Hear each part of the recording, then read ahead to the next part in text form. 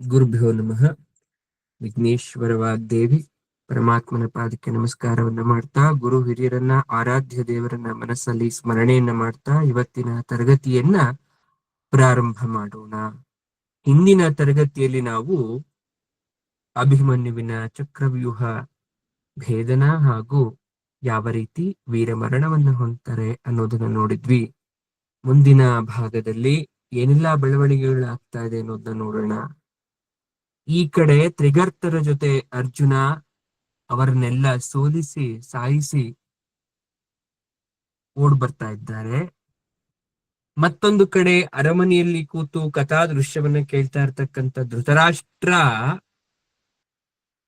ಸಂಜಯ ಧೃತರಾಷ್ಟ್ರನಿಗೆ ಹೇಳ್ತಾ ಇದ್ದಾರೆ ಅಭಿಮನ್ಯುವಿನ ಸಾವಿನ ರೀತಿಯನ್ನ. ಆ ಕ್ಷಣ ಧೃತರಾಷ್ಟ್ರ ಕೇಳ್ತಾ ಇದ್ದಾನೆ, ಸಂಜಯ, ಕೌರವರು ಅಂದ್ರೆ ವೀರಾದಿ ವೀರರು, ಅಸ್ತ್ರ ಶಸ್ತ್ರ ಹೊಂದಿರ್ತಕ್ಕಂಥವ್ರು. ಅವರು ಅಭಿಮನ್ಯುವಿನ ಈ ರೀತಿ ನೀಚವಾಗಿ ಕೊಂದ್ರ? ಇಂತಹ ನೀಚ ಕೃತ್ಯಕ್ಕೆ ನಮ್ಮವರು ಕಾರಣರಾದ್ರ? ಹೇಗ್ ಸಾಧ್ಯ ಇದು? ಅಂತಹ ಬಾಲಕನನ್ನ ಈ ರೀತಿ ಕೊಲ್ಲೋದು ಕ್ಷಾತ್ರ ಧರ್ಮ ಒಪ್ಪುತ್ತಾ ಅಂತ ಸ್ವತಃ ಧೃತರಾಷ್ಟ್ರನೇ ಬಹಳ ಬೇಸರ ಮಾಡ್ಕೊಳ್ತಾ ಇದ್ದಾರೆ. ಆ ಸಮಯದಲ್ಲಿ ಸಂಜಯ್ ಹೇಳ್ತಾ ಇದ್ದಾರೆ, ಏನಂತ ದೊರೆ, ಅರ್ಜುನನೇನೋ ಪುರುಷ ಸಿಂಹ, ಅದೆಲ್ಲ ಲೋಕಕ್ಕೆ ಗೊತ್ತು. ಕೃಷ್ಣನ್ ಜೊತೆ ಸೇರ್ದ ಅಂದ್ರೆ ಕೃಷ್ಣಾರ್ಜುನರ ಆ ಒಂದು ಸಂಬಂಧವನ್ನ, ಆ ಜೋಡಿಯನ್ನ ಎದುರಿಸ್ಲಿಕ್ಕೆ ಯಾರಿಗೂ ಸಾಧ್ಯ ಇಲ್ಲ ಅಂತ ಗೊತ್ತು ನಮಗೆ. ಅವನಲ್ಲಿ ಕುಯುಕ್ತಿ ಇಲ್ಲ, ಕುಬುದ್ಧಿ ಇಲ್ಲ, ಕುತ್ಸತನ ಇಲ್ಲ ಅನ್ನೋದು ಕೂಡ ಗೊತ್ತು. ಆದ್ರೆ ಅರ್ಜುನನ ಆ ಶೌರ್ಯ, ಧೈರ್ಯ, ಕೃಷ್ಣನ ಆ ಒಂದು ಗೆಲ್ಲುವತಕ್ಕಂತ ಎಲ್ಲಾ ಗುಣ ಬಂದಿರ್ತಕ್ಕಂಥದ್ದು ಅಭಿಮನ್ಯುವಿಗೆ. ಯಾಕಂದ್ರೆ ಕೃಷ್ಣನ ಗುಣಗಳು, ಅರ್ಜುನನ ಶೌರ್ಯ ಎರಡೂ ಬಂದ ಮೇಲೆ ಆ ಬಾಲಕ ಇಷ್ಟೊಂದು ವೀರಾವೇಶದಿಂದ ಹೋರಾಡ್ಲಿಕ್ಕೆ ಸಾಧ್ಯ. ಅಂತಹವನನ್ನ ನಿಮ್ಮ ಕಡೆ ನಿಮ್ಮ ಪುತ್ರರು ಎಲ್ಲರೂ ಸೇರ್ಕೊಂಡು ಅತೀವವಾಗಿ ಅತಿ ಮಾನುಷ ರೀತಿಯಲ್ಲಿ ಕೊಂದು ಹಾಕ್ಬಿಟ್ರು ಅಂತ ಸಂಜಯ್ ಹೇಳ್ತಾನೆ ಧೃತರಾಷ್ಟ್ರನಿಗೆ. ಈ ಕಡೆ ಪಾಂಡವ ಶಿಬಿರದಲ್ಲಿ ಸ್ಮಶಾನ ಮೌನ ಆವರಿಸಿದೆ, ಸೋಲು ಅನುಭವಿಸಿದೆ. ಆದ್ರೆ ಸೋಲು ಅನ್ನೋದು ಅವ್ರಿಗೆ ಬೇಸರ ಆಗ್ತಾ ಇಲ್ಲ. ತಮ್ಮ ಕಡೆಯ ಒಂದು ಯುವ ಜೀವವನ್ನು ಅವರು ಕಳ್ಕೊಂಡ್ಬಿಟ್ಟಿದ್ದಾರೆ. ಅಭಿಮನ್ಯುವಿನ ಮರಣದಲ್ಲಿ 5 ಜನ ಪಾಂಡವರ ಶಕ್ತಿ ಇದ್ರೂ ಕೂಡ ಉಳಿಸ್ಕೊಳಕ್ಕೆ ಸಾಧ್ಯ ಆಗ್ಲಿಲ್ಲ. ಸಂಶಪ್ತಕರನ್ನ ಅರ್ಜುನ ಗೆದ್ದು ಬಂದಿದ್ದು ಏನು ಪ್ರಯೋಜನ ಆಗ್ಲಿಲ್ಲ. ಯಾಕಂದ್ರೆ ಜೀವಂತವಾಗಿ ಬದುಕಿ ಬಂದಿರ್ಲಿಲ್ಲ ಅಭಿಮನ್ಯು. ಗುರು ದ್ರೋಣ ತನ್ನ ಮರಣದ ಗುಟ್ಟನ್ನು ಹೇಳ್ಕೊಟ್ಟಿದ್ದ, ಆದ್ರೂ ಕೂಡ ಏನು ಮಾಡ್ಕೊಳಕ್ ಆಗ್ಲಿಲ್ಲ. ಧರ್ಮರಾಜ ಮುಖವನ್ನ ಮುಚ್ಚಿ ಅಳ್ತಾ ಇದ್ದಾನೆ. ಭೀಮ ಆ ಕಡೆಯಿಂದ ಈ ಕಡೆ ಓಡಾಡ್ತಾ ಇದ್ದಾನೆ, ಸಂಕಟ ತಾಳಲಾರದೆ. ನಕುಲ ಸಹದೇವರು ಅಪಮಾನ ತಡೆಯಕ್ಕಾಗದೆ ತಲೆ ತಗ್ಗಿಸಿ ಕೂತ್ಕೊಂಡಿದ್ದಾರೆ. ಅದೇ ಕ್ಷಣ ವೇದವ್ಯಾಸರು ಕಾಣಿಸ್ಕೊಳ್ತಾ ಇದ್ದಾರೆ. ಕಾಣಿಸ್ಕೊಂಡವ್ರು ಹೇಳ್ತಾ ಇದ್ದಾರೆ, ಧರ್ಮಪುತ್ರ, ಯುದ್ಧ ಅಧರ್ಮದ ಆದಿಯನ್ನ ಹಿಡಿದಾಗೋಯ್ತು. ಇಷ್ಟು ದಿವಸ ಧರ್ಮದ ಆದಿಲಿತ್ತು, ಈಗ ಅಧರ್ಮದ ಆದಿಯನ್ನ ಹಿಡಿದಾಗೋಯ್ತು. ಕಾಲದ ವೈಷಮ್ಯ, ವೈಪರೀತ್ಯ ಇದು, ಕಲಿಪುರುಷನ ಪ್ರಭಾವ ಇದು. ಉತ್ಸಾಹ ಕಳೆದುಕೊಳ್ಬೇಡ ನೀನು. ಅಭಿಮನ್ಯು ವೀರ ಸರ್ಗ ಸೇರಾಗೋಯ್ತು. ನೋಡ್ದ ಒಬ್ಬ ಬಾಲಕನ ಶೂರತ್ವವನ್ನ. ಕೌರವ ಸೈನ್ಯ ಯಾವತ್ತೂ ಇಷ್ಟು ಹಾನಿಯನ್ನ ಎದುರಿಸಿರ್ಲಿಲ್ಲ. ವಿಧಿಯನ್ನ ಯಾರಿಂದ ಕೂಡ ಮೀರ್ಲಿಕ್ಕಾಗಲ್ಲ. ಹುಟ್ಟಿದವನಿಗೆ ಮೃತ್ಯು ಅನ್ನೋದು ಖಂಡಿತವಾಗ್ಲೂ ಇದ್ದೇ ಇರುತ್ತೆ. ಆದ್ರೆ ಅವನಿಗೆ ಒಳ್ಳೆ ಸಾವು ಬಂದಿದೆ, ವ್ಯತಿಸ್ಬೇಡಿ. ನಿಮ್ಗೆ ಗೊತ್ತಾ, ವಿಶೇಷವಾದಂತ ಒಂದು ರೋಚಕವಾದ ಕತೆ ಗೊತ್ತಾ? ವೇದವ್ಯಾಸರು ಹೇಳ್ತಾ ಇದ್ದಾರೆ, ಈ ಕತೆ ನಿಮ್ಗೂ ಗೊತ್ತಿರ್ಲಿಕ್ಕಿಲ್ಲ. ಪ್ರತಿಯೊಬ್ಬರಿಗೂ ಒಂದು ಅನುಮಾನ ಇರುತ್ತೆ, ಹೆಂಗಪ್ಪ ಬಂತು ಈ ಸಾವು? ಎಲ್ಲಿ ಕ್ರಿಯೇಟ್ ಆಯ್ತಿದ್ದು? ಯಾರು ಕ್ರಿಯೇಟ್ ಮಾಡಿದ್ ಇದನ್ನ? ಯಾರು ಉದ್ಭವ ಮಾಡಿದ್? ಯಾರು? ಮೃತ್ಯು ಹುಟ್ಟಿದ ಬಗೆಯನ್ನ ತಾತ್ವಿಕವಾಗಿ ಹೇಳಕ್ ಹೊಡ್ತಾರೆ ವೇದವ್ಯಾಸರು ಧರ್ಮರಾಜನಿಗೆ. ಕೇಳಿಸ್ಕೊಳ್ಳಿ ನೀವು ಕೂಡ.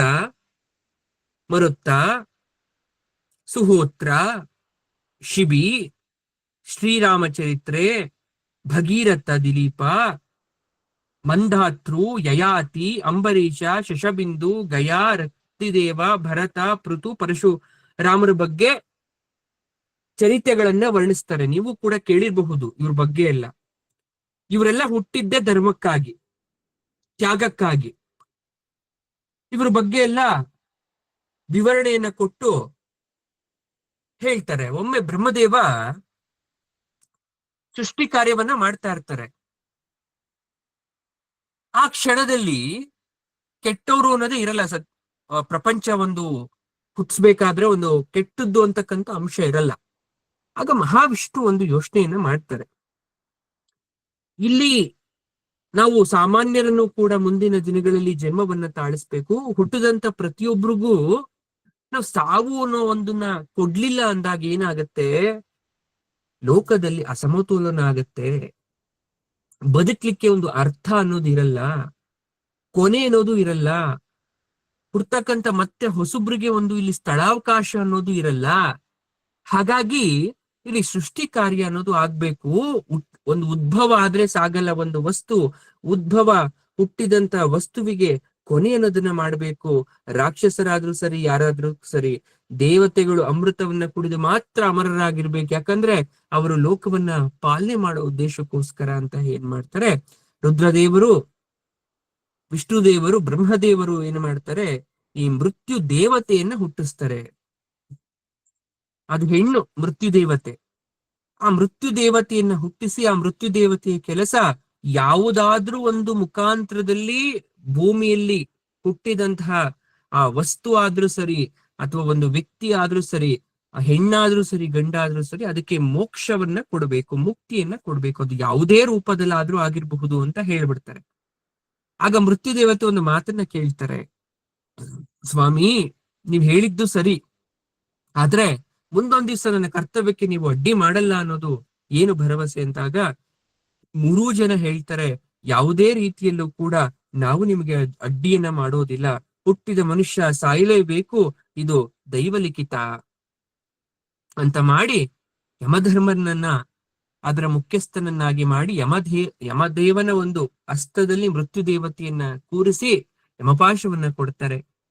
ಸೊ ಆಗಿಂದ ಏನ್ ಮಾಡ್ತಾರೆ, ಪಾಪ ಪುಣ್ಯ ಅನ್ನೋ ಕೇಳ್ತಾರೆ. ಯಾವ ಆಧಾರದ ಮೇಲೆ ನಾನು ಒಬ್ಬ ಮನುಷ್ಯನ ಕರ್ಮಾಫಲವನ್ನ ಡಿಸೈಡ್ ಮಾಡ್ಬೇಕು ಅಂತ ಯಮಧರ್ಮ ಕೇಳಿದಾಗ, ಅವನ ಪಾಪ ಪುಣ್ಯದ ಲೆಕ್ಕಾಚಾರವಾಗಿ, ಅವನ ಒಳಿತು ಕೆಡುಕುಗಳ ಒಂದು ಲೆಕ್ಕಾಚಾರವಾಗಿ ಅವನನ್ನು ನೀನು ಶಿಕ್ಷಿಸಬಹುದು ಅಂತ ಹೇಳಿದಾಗ ಯಮಧರ್ಮರಾಯ ಅದಕ್ಕೆ ಒಪ್ಪುತ್ತಾನೆ. ಪಾಪ ಪುಣ್ಯ ಕರ್ಮ ಲೆಕ್ಕಾಚಾರವನ್ನ ಹಾಕಿ ಅಳೆದು ತೂಗಿ ಆ ಮನುಷ್ಯನಿಗೆ ಕೊಡಬಹುದಾದಂತಹ ಶಿಕ್ಷೆಯ ಪ್ರಮಾಣವನ್ನ, ಕೊಡಬಹುದಾದಂತ ಸುಖದ ಪ್ರಮಾಣವನ್ನ ನಿರ್ಧಾರ ಮಾಡಿ ಒಂದು ಜೀವಿಗೆ ಶಿಕ್ಷೆ ಅನ್ನೋದನ್ನ ದೈವಿಕವಾಗಿ ಕೊಡ್ತಾರೆ. ನಿಜವಾದಂತಹ ಕೋರ್ಟು ಎಲ್ಲಿದೆ, ಮೇಲಿದೆ. ಅಲ್ಲಿ ಶಿಕ್ಷೆಯನ್ನ ನಾವಿಲ್ಲಿ ತಪ್ಪಿಸ್ಕೊಂಡ್ರು ಅಲ್ಲಿ ಅನುಭವಿಸ್ಬೇಕು ಅಂತ ಆ ಉದ್ದೇಶದಿಂದ ಹೇಳ್ತಾ ಇರ್ತಾರೆ. ಈ ಕಥೆಯನ್ನ ವೇದವ್ಯಾಸರು ಯಾರಿಗೆ ವಿವರಣೆಯನ್ನ ಕೊಡ್ತಾರೆ, ಧರ್ಮರಾಜನಿಗೆ ವಿವರಣೆಯನ್ನ ಕೊಡ್ತಾರೆ. ಯಾಕೋಸ್ಕರ ಅಂದ್ರೆ ಒಂದು ಸಾಂತ್ವನವನ್ನು ಕೊಡ್ಲಿಕ್ಕೋಸ್ಕರ, ಕುಗ್ಗಬಾರ್ದು ಅನ್ನೋ ಕಾರಣಕ್ಕೋಸ್ಕರ, ಅವರು ಅಭಿಮನ್ಯುವಿನ ಆ ಶೋಕದಿಂದ ಹೊರಗಡೆ ಬರೋ ಕಾರಣಕ್ಕೋಸ್ಕರ ವೇದವ್ಯಾಸರು ಹೇಳ್ತಾರೆ. ಮಾಯ ಆಗ್ತಾರೆ. ಮುಂದೆ ಏನಾಗತ್ತೆ ಅಂದ್ರೆ, ಅರ್ಜುನ ಶ್ರೀಕೃಷ್ಣನ ಜೊತೆ ಬರ್ತಾ ಇದ್ದಾನೆ ಶಿಬಿರಕ್ಕೆ, ಪಾಂಡವರ ಶಿಬಿರಕ್ಕೆ ಬರ್ತಾ ಇದ್ದಾನೆ. ಬಂದಿದ ತಕ್ಷಣ ನೋಡ್ತಾನೆ, ಶಾಂತ ರೀತಿಯಿಂದ ಇದೆ, ಸ್ತಬ್ಧ ಆಗಿದೆ, ಎಲ್ಲ ಕಡೆ ಕತ್ಲು. ವಿಜಯನ್ನ ಕೃಷ್ಣನ್ ಕೇಳ್ದ, ಕೃಷ್ಣ ಏನು ಹೇಳಲಿಲ್ಲ ತನ್ನ ಮಗನ ಸಾವಿನ ಸುದ್ದಿಯನ್ನ. ಮನ್ಸಲ್ಲಿ ಏನೋ ಒಂದ್ ರೀತಿಯಾದಂತ ಗೊಂದಲ ಇತ್ತು. ಬಂದು ನೋಡ್ತಾನೆ, ಎಲ್ರು ಕಾಯ್ತಾ ಇರ್ತಾರೆ, ಯಾಕಂದ್ರೆ ಸಂಶಪ್ತಕರನ್ನ ಕೊಂದು ಬಂದಿರಕ್ಕೆ ನನ್ಗೆ ವಿಜಯ ಮಾಲೆಯನ್ನ ತೋರಿಸ್ತಾರೆ ಅಂತ ಕಾಯ್ತಾ ಇದ್ದಾನೆ. ಯಾರೂ ಇಲ್ಲ. ಮನಸ್ಸಿನ ಭಾರದಿಂದ ರಥವನ್ನ ಹೇಳಿದ ಅರ್ಜುನ. ಈ ಕಡೆ ಕೃಷ್ಣ ಏನು ಮಾತಾಡ್ಲಿಲ್ಲ, ಕುದುರೆಗಳನ್ನ ಸಂಭಾಳಿಸೋ ನೆಪದಲ್ಲಿ ದೂರ ಹೋಗ್ಬಿಟ್ಟ, ಮೌನವಾಗಿ ಹೋಗ್ಬಿಟ್ಟ. ಬಂದು ನೋಡ್ತಾನೆ, ಧರ್ಮಜ ಭೀಮಾದಿಗಳೆಲ್ಲ ದುಃಖದಿಂದಿದ್ದಾರೆ. ಬಂದವನೇ ಅರ್ಜುನ ಮೊದಲನೇ ಪ್ರಶ್ನೆಯನ್ನ ಕೇಳ್ದ, ಅಭಿಮನ್ಯು ಎಲ್ಲಿ? ಅಂದ ಕ್ಷಣ ಅವನ ಮರಣ ವಾರ್ತೆ ಸುದ್ದಿಯನ್ನ ಹೇಳಿದ್ರು ಅರ್ಜುನನ ಎದೆ ಒಡೆದೋಯ್ತು. ಅಣ್ಣ, ದ್ರೋಣರ್ ಯಾವಾಗ ಚಕ್ರವ್ಯೂಹ ಹೂಡಿದ್ದಾರೆ ಅಂತ ಹೇಳಿದ್ರು ಅವತ್ತೇ ನನಗೆ ಮನಸ್ಸಲ್ಲಿ ಈ ತರ ಬಂತು. ಅದೇ ಆಗೋಯ್ತು. ನೀವೆಲ್ಲ ಇರ್ತೀರಾ, ಆ ಬಾಲಕನನ್ನ ಹೇಗಾದ್ರೂ ಕಾಪಾಡ್ತೀರಾ ಅನ್ನೋ ನಂಬಿಕೆ ನನ್ನ ಮನಸ್ಸೊಳಗಡೆ ಇತ್ತು. ಆದ್ರೆ ಈ ರೀತಿ ಆಗೋಯ್ತು. ಯಾಕಂದ್ರೆ ವ್ಯೂಹದ ನಿರ್ಗಮನ ವಿದ್ಯೆ ಅವನ್ಗೆ ಗೊತ್ತಿಲ್ಲ, ಹಾಗಾಗಿ ಅವನ್ನ ಕಳಿಸಿರ್ಲಿಕ್ಕಿಲ್ಲ ಅಂತ ನಿನ್ನ ಮೇಲೆ ನನ್ಗೆ ನಂಬಿಕೆ ಇತ್ತು. ಆದ್ರೆ ನನ್ನ ನಂಬಿಕೆಯನ್ನ ನೀವೆಲ್ಲ ಸೇರಿ ಹುಸಿ ಮಾಡ್ಬಿಟ್ರಲ್ಲ. ಏನ್ ಮಾಡ್ಲಿ? ಸುಭದ್ರೆಗೆ ಯಾವ ರೀತಿ ನಾನು ಮುಖವನ್ನ ತೋರಿಸ್ಲಿ? ದ್ರೌಪದಿಗೆ ಯಾವ ಉತ್ತರವನ್ನ ಹೇಳಲಿ? ಈ ಮಗನನ್ನ ಮತ್ತೆ ನಾನು ಯಾವ ರೀತಿ ವಾಪಸ್ ಕರ್ಕೊಂಡು ಬರ್ಲಿ ಅಂತ ತಲೆಯನ್ನ ಚಚ್ಕೊಳ್ತಾ ಇದ್ದಾನೆ ಅರ್ಜುನ ದುಃಖದಲ್ಲಿ. ಈ ಕಡೆ ಕೃಷ್ಣ ಕುದುರೆಗಳಿಗೆ ಹುಲ್ಲನ್ನ ಹಾಕಿ ವಿಶ್ರಾಂತಿಯನ್ನ ಕೊಟ್ಟು ಅರ್ಜುನನ್ನ ಸಮಾಧಾನ ಪಡಿಸ್ಲಿಕ್ಕೆ ಪ್ರಯತ್ನವನ್ನ ಪಡ್ತಾ ಇದ್ದಾನೆ. ಅರ್ಜುನ, ಹುಟ್ಟಿದವನಿಗೆ ಸಾವು ಬರ್ಲೇಬೇಕಲ್ವಾ? ಕ್ಷತ್ರಿಯ ಕರ್ತವ್ಯವನ್ನ ಹೀನ ಅಂತ ಕರಿಬೇಕಾ ಹಾಗಾದ್ರೆ? ಧರ್ಮದ ರಕ್ಷಣೆಗೆ ತ್ಯಾಗ ಮಾಡಿ ಆತ್ಮಹತ್ಯೆ ಮಾಡ್ಕೊಳ್ಳೋದಕ್ಕಿಂತ ಶ್ರೇಷ್ಠವಾದ ಮರಣ ಒಳ್ಳೇದಲ್ವಾ? ಸುಮ್ನೆ ಹೋಗಿದ್ದಾನ? ಅವರೊಬ್ನೇ ಹೋಗಿದ್ದಾನ? ಇಷ್ಟು ಚಿಕ್ಕ ವಯಸ್ಸಿಗೆ ಯಾರೂ ಮಾಡಲಾಗದಂತ ಸಾಹಸವನ್ನ ಮಾಡಿ ಹೋಗಿದ್ದಾನೆ. ಅದೆಷ್ಟೋ ಜನರನ್ನ ತನ್ನ ಜೊತೆ ಕರ್ಕೊಂಡು ಹೋಗಿದ್ದಾನೆ. ಚಿಂತೆ ಮಾಡ್ಬೇಡ, ಸಮಾಧಾನ ಮಾಡ್ಕೋ, ಸಮಾಧಾನ ಮಾಡ್ಕೋ. ಆಗ ಭೀಮ ಹೇಳ್ತಾ ಇದ್ದಾನೆ, ಅರ್ಜುನ, ನಮ್ಗ್ಯಾರಿಗೂ ಕೂಡ ಅವನನ್ನ ಕಳಿಸ್ಲಿಕ್ಕೆ ಇಷ್ಟ ಇರ್ಲಿಲ್ಲಪ್ಪ. ಆದ್ರೆ ವಾದ ಮಾಡಿ ನಮ್ಮ ಬಾಯಿಯನ್ನ ಮುಚ್ಚಿಸಿ ಅವನೊಬ್ನೇ ಹೋದ. ದ್ರೋಣ, ಕರ್ಣರು ಎಲ್ರು ನಮ್ಮನ್ನ ಅಪಹಾಸ್ಯ ಮಾಡ್ತಾ ಇದ್ರು. ನಮಗೆ ಆ ವ್ಯೂಹವನ್ನ ಭೇದಿಸೋದಷ್ಟೇ ಬೇಕಾಗಿತ್ತು. ಒಳ ನುಗ್ಗಿ ಕೌರವರನ್ನ ಕೊಚ್ಚಿ ಬರ್ತೀವಿ ಅಂತ ಅನ್ಕೊಂಡಿದ್ವಿ. ಆದ್ರೆ ಹಾಳು ಸೈಂಧವ ವ್ಯೂಹ ದ್ವಾರದಲ್ಲೇ ನಮ್ಮನ್ನ ದಿನವಿಡೀ ತಡೆದು ಬಿಟ್ಟ. ಯಾಕಂದ್ರೆ ರುದ್ರ ದೇವನ ವರ ಅವನಿಗೆ ಅವತ್ತು ಫಲಿಸಿತ್ತು. ನನ್ನ ಗದೆ, ನನ್ನ ಅಸ್ತ್ರಗಳು ಎಲ್ಲವನ್ನ ನಿಷ್ಕ್ರಿಯ ಮಾಡಿಬಿಟ್ಟ. ಯಾವಾಗ ಭೀಮ ಸೈಂಧವನ ಹೆಸರನ್ನ ಹೇಳಿದ್ದು, ಅರ್ಜುನ ಸೈಂಧವ, ಹಾಳು ಸೈಂಧವ, ಅವತ್ತೇ ನಮ್ಮನ್ನ ಕಾಡ್ಬೇಕಿತ್ತ. ನಾನು ನಾಳೆಯೊಳಗೆ ಮುಗಿಸದಿದ್ದರೆ ಆ ಸೈಂಧವನನ್ನ ನನ್ನ ಹೆಸರು ಅರ್ಜುನನಲ್ಲ, ಕುಂತಿ ಪುತ್ರನಲ್ಲ. ವಧೆಯ ಭೀತಿಯಿಂದ ಧೃತರಾಷ್ಟ್ರ ಪುತ್ರರನ್ನ ತೆಗೆಸ್ಬಿಟ್ರು ಸರಿ, ನಾನು ಮಾತ್ರ ಅವನನ್ನ ಉಳಿಸಲ್ಲ. ಶ್ರೀಕೃಷ್ಣನಿಗೆ ಶರಣಾದ್ರೂ ಸರಿ, ನಾನು ಮಾತ್ರ ಅವನನ್ನ ಉಳಿಸಲ್ಲ. ನಾಳೆ ಸಂಜೆ ಸೂರ್ಯಾಸ್ತವಾಗುವುದರೊಳಗೆ ನಾನು ಅವನನ್ನ ಕೊಲ್ಲಲಿಲ್ಲರಾದರೆ ಶೂರರಿಗೆ ಸಿಗಬೇಕಾದ ಪುಣ್ಯ ಲೇಖ ನನಗೆ ಸಿಗದೆ ಹೋಗ್ಲಿ. ತಾಯಿಯನ್ನ ಕೊಂದವನಿಗೆ, ತಂದೆಯ ಕೊಲೆಗಡಕನಿಗೆ, ಗುರುಪತ್ನಿ ಸಂಗಮ ಮಾಡದವನಿಗೆ ಸಿಗತಕ್ಕಂತ ಆ ಮಹಾಪಾತಕ ದೋಷ ನನಗೆ ಸಿಗ್ಲಿ ಅಂತ ಪ್ರತಿಜ್ಞೆಯನ್ನ ಮಾಡ್ಬಿಟ್ಟ ಅರ್ಜುನ ಸೈಂಧವನ ಮೇಲೆ. ಅದೇ ಕ್ಷಣ ಶ್ರೀಕೃಷ್ಣ ಪಾಂಚಜನ್ಯವನ್ನ ಗಟ್ಟಿಯಾಗಿ ಊದುದ. ಅಭಿಮನ್ಯುವಿನ ಸಂದರ್ಭದ ಸೂಕ್ಷ್ಮಾಂಶಗಳನ್ನ ಅರ್ಜುನ ಕೇಳಿ ಅರ್ಥಕೊಂಡ. ಭೀಮ ಉತ್ತರ ಕೊಟ್ಟ. ಯಾವ ರೀತಿ ಸಾಯಿಸಿದ್ರು ಅಭಿಮನ್ಯುವಿನ ಅಂತ ಕೇಳಿದಾಗ ಭೀಮ ಹೇಳ್ತಾ ಇದ್ದಾನೆ, ತಮ್ಮ, ಅದೆಲ್ಲ ನಮ್ಮ ಕಣ್ಣೆದುರೇ ನಡೆದು ಹೋಯ್ತು. ದ್ರೋಣ ಗುರು ಶಬ್ದ ಹೊತ್ತ ದ್ರೋಹಿ, ಆ ನೀಚ ಆಜ್ಞೆ ಕೊಟ್ಟ. ಕರ್ಣ, ದ್ರೋಣ, ಕೃಪ, ಅಶ್ವತ್ಥಾಮ, ಕೃತವರ್ಮ, ಶಕುನಿ, ದುಶ್ಯಾಸನನ ಮಗ ಇವರೆಲ್ಲ ಸೇರಿ ಚಿನ್ನ ಭಿನ್ನವಾಗಿ ಅಭಿಮನ್ಯುವಿನ ಕೊಂದರು. ಕರ್ಣ ಹೇಡಿಯಂತೆ ಹಿಂದಿನಿಂದ ಬಂದು ಬಿಲ್ಲು ಕತ್ತರಿಸಿದ. ದ್ರೋಣ ಅಭಿಮನ್ಯುವಿನ ಕೈಯನ್ನೇ ಕತ್ತರಿಸಿದ. ಆಗ ದ್ರೋಣ ಈ ರೀತಿಯಾಗಿ ಮಾಡಿದನ. ಹೌದು, ಬ್ರಾಹ್ಮಣಾಧಮ, ಕೃಪಾ ಸಾರಥಿಯನ್ನ, ಕುದುರೆಯನ್ನ ಕೊಂದ ದುಶ್ಯಾಸನನ ಮಗ ಅಭಿಮನ್ಯುವಿನ ತಲೆಯನ್ನ ಜಜ್ಜಿದ. ಆ ಕ್ಷಣ ಅರ್ಜುನನ ಮುಖ ಗಂಭೀರವಾಯಿತು. ಚಾರನೊಬ್ಬ ಓಡಿ ಬಂದು ಶಿಬಿರ ದ್ವಾರದಲ್ಲಿ ನಿಂತ್ಕೊಳ್ತಾನೆ. ಏನೋ ಒಂದು ವಿಚಾರ ಹೇಳಿ ಹೊರಟೋಗ್ತಾನೆ. ಈ ಕಡೆ ಮತ್ತೊಬ್ಬ ಚಾರ ಕೌರವರ ಪಾಳ್ಯಕ್ಕೆ ಹೋಗಿ ಮತ್ತೇನು ಹೇಳಿ ಹೋಗ್ತಾರೆ. ಹೇಳಿ ಹೋಗಿದ್ದು ಬೇರೆ ಯಾವ ವಿಚಾರ ಅಲ್ಲ, ಅರ್ಜುನ ಮಾಡಿದ ಪ್ರತಿಜ್ಞೆಯ ವಿಚಾರವನ್ನ ಹೇಳಿ ಹೋಗ್ತಾರೆ. ಮುಂದೆ ಎಲ್ಲರೂ ದ್ರೋಣನ ಬಿಡಾಕಕ್ಕೆ ಹೋಗ್ತಾ ಇದ್ದಾರೆ ಕೌರವರು. ದ್ರೋಣನಿಗೆ ಅವತ್ತು ನಿದ್ರೆ ಬರ್ತಾ ಇಲ್ಲ, ವಿಶ್ರಾಂತಿ ಇಲ್ಲ. ಯಾಕಂದ್ರೆ ಅವನು ಮಾಡಿರ್ತಕ್ಕಂಥ ತಪ್ಪು ಕೆಲಸ ಅವನ ಮನಸ್ಸನ್ನು ಚುಚ್ಚುತ್ತಾ ಇತ್ತು. ಅಭಿಮನ್ಯು ಸಾಯ್ಬೇಕಾದ್ರೆ ನೇರ ದೃಷ್ಟಿಯಿಂದ ದ್ರೋಣಾಚಾರ್ಯರನ್ನು ನೋಡ್ತಾ ಇದ್ದ. ಅದು ಅಣಿಕ್ಸೋತಿದೆ ಇತ್ತು. ಬ್ರಾಹ್ಮಣನಾದಂತ ನಾನು ಈ ಯುದ್ಧದ ವಧೆಯ ಕಾರ್ಯದಲ್ಲಿ ಸೇರ್ಕೊಂಡ. ಉಪ್ಪಿನ ಋಣಕ್ಕಾಗಿ ಎಂತಹ ಕೆಲಸವನ್ನ ಮಾಡ್ಬಿಟ್ಟೆ, ಎಂತಹ ದುರ್ಬುದ್ಧಿ ಬಂತು. ವಿನಾಶ ಕಾಲೇ ವಿಪರೀತ ಬುದ್ಧಿ ಅನ್ನೋ ಹಾಗೆ ನಾನು ಕೂಡ ಕಪಟ ತಂತ್ರಕ್ಕೆ ಬಲಿಯಾಗ್ಬಿಟ್ನಲ್ಲ ಅಂತ ಗುರು ದ್ರೋಣಾಚಾರ್ಯರು ಬಹಳವಾಗಿ ನೊಂದ್ಕೊಂಡ್ರು. ಅವರ ಕಂಗಳಿ ಗಳಗಳಗಳ ಅಂತ ನೀರು ಬರ್ತಾ ಇತ್ತು. ಆದ್ರೆ ವಿಧಿ ಇಲ್ಲ, ಸುಮ್ಮನೆ ಆದು. ಈ ಕಡೆ ತ್ರಿಗರ್ತರನ್ನ, ಸಂಶಪ್ತಕರನ್ನ ಅರ್ಜುನ ಕೊಂದು ಹಾಕಿದ್ದ. ಹಾಗಾದ್ರೆ ನಾಳೆ ಏನ್ ಮಾಡ್ಬೇಕು? ಹಾಗಾದ್ರೆ ನಾಳೆ ಶಕಟ ವ್ಯೂಹವನ್ನ ರಚಿಸ್ತೇನೆ. ಯಾಕಂದ್ರೆ ಸೈಂಧವನನ್ನ ಕೊಲ್ತೀನಿ ಅಂತ ನಿರ್ಧಾರ ಮಾಡಾಗಿದೆ ಅರ್ಜುನ, ಪ್ರತಿಜ್ಞೆ ಮಾಡಾಗಿದೆ. ಹೇಗಾದ್ರೂ ಮಾಡಿ ಅವನನ್ನ ಉಳಿಸ್ಕೋಬೇಕು. ಹಾಗಾಗಿ ಶಕಟ ವ್ಯೂಹವನ್ನ ರಚನೆ ಮಾಡ್ತೀನಿ. ಮಧ್ಯಭಾಗದಲ್ಲಿ ಸೈಂಧವನನ್ನ ನಿಲ್ಲಿಸಿ ಅವನನ್ನ ರಕ್ಷಿಸ್ತೇನೆ. ಒಂದು ವೇಳೆ ಅರ್ಜುನ ಕೊಲ್ಲೋದೇ ಆದ್ರೆ ನನ್ನನ್ನ ಕೊಲ್ಲಬೇಕು. ಬ್ರಾಹ್ಮಣನೆಂದೋ ಗುರುವೆಂದೋ ಬಿಟ್ಟುಬಿಟ್ರು ಜಯದ್ರಥನಿಗೆ ಕೋಪ ಇದೆ. ಕೃಷ್ಣ ಪಾಂಚಜನ್ಯ ಊದು ಬಿಟ್ಟಿದ್ದಾನೆ, ಹಂಗಾದ್ರೆ ಯಾರಾದ್ರೂ ಒಬ್ರು ಸಾಯ್ಲೇಬೇಕು. ಅದು ನಾನೋ ಸೈಂಧವನು, ನಾಳೆ ನಿರ್ಧಾರ ಆಗತ್ತೆ. ಆಗ ಕೃಷ್ಣ ಹೇಳ್ತಾ ಇದ್ದಾನೆ, ಅರ್ಜುನ, ನಿನ್ನ ಅಣ್ಣ ತಮ್ಮಂದಿರ ಅಭಿಪ್ರಾಯಗಳನ್ನ ತಿಳಿದೆ, ಹಿಂದೆ ಮುಂದೆ ನೋಡ್ದೆ, ಕೌರವರ ಬಲಾಬಲಗಳನ್ನ ಅರ್ಥ ಮಾಡ್ಕೊಳ್ದೆ, ಯಾವ ಧೈರ್ಯದ ಮೇಲೆ ಸೈಂಧವನನ್ನ ಕೊಲ್ತೀನಿ ನಾಳೆ ಸೂರ್ಯಾಸ್ತದ ಒಳಗೆ ಅಂತ ಹೇಳ್ಬಿಟ್ಟೆ ನೀನು? ಇಲ್ಲ ಅಂದ್ರೆ ಅಗ್ನಿ ಪ್ರವೇಶನೆ ಮಾಡ್ತೀನಿ ಅಂತ ಹೇಳ್ಬಿಟ್ಟಿದ್ಯಲ್ಲ. ಆಗ ಅರ್ಜುನ ಹೇಳ್ತಾನೆ, ಕೃಷ್ಣ, ನೀನಲ್ಲದೆ ನನಗಾವ ಬಲ, ನೀನೊಬ್ಬ ಬಿಟ್ರೆ ಸರಿ. ನಾನ್ ಪ್ರತಿಜ್ಞೆ ಮಾಡಿದ್ದೀನಿ ಅಂದ್ಮೇಲೆ ಅದನ್ನ ಪೂರೈಸ್ತಕ್ಕಂತ ಹಕ್ಕು ನಿನ್ನದು. ನೀನ್ ಮಾಡೇ ಮಾಡಿಸ್ತೇನೆ ನನ್ನ ಕೈಲಿ. ಯಾಕಂದ್ರೆ ಕಾಂಡವ ವನವನ್ನ ನಾನು ಸುಟ್ಟಬೇಕಾದ್ರೆ ಯಾರ ಬಲ ನನಗಿರ್ಲಿಲ್ಲ.